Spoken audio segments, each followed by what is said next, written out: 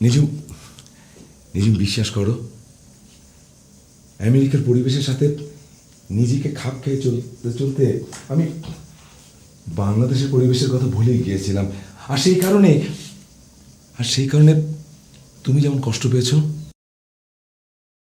হয়তো বা তার চেয়ে অনেক বেশি পেয়েছি আমি। গত 3-4 মাস আমি একটু শান্তি পাইনি। নিজুম, নিজুম, আমি জানি তুমি মা হতে চলেছ। আমি তোমাকে নিতে এসেছি। এই মুহূর্তে তোমার ঢাকায় থাকা উচিত নিজুম।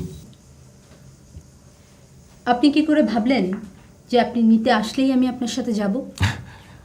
আমি কেন তোমাকে নিতে আসবো নিজুম? ওটা তো তোমারই সংসার। তুমি তোমার সংসার নিজের হাতে সাজাবে। আমার মনে হয় এখানে থাকা ঠিক হচ্ছে না, আমি বরং যাই। দাঁড়াও, তুমি না বলেছিলে আমার সন্তানের বাবা হিসেবে তোমার নাম থাকলে তুমি খুশি হবে? হ্যাঁ। তাহলে আমাকে রেখে চলে যাচ্ছ কেন? তুমি বললে যাব না। মানে? তুমি যাবে না। আমি আপনার সাথে যাচ্ছি না। আপনি যে সংসারের কথা বলেছিলেন সেটা আমি সেই দিনই ত্যাগ করে চলে এসেছি।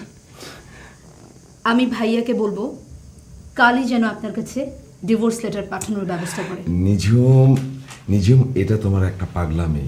প্লিজ। জীবন নিয়ে পাগলামি আপনি করলেও আমি করব না। আমার পেটে যে সন্তান তিল তিল করে বড় হচ্ছে সে আমার সন্তান, তাকে আমি আমার মতন করে বড় করব।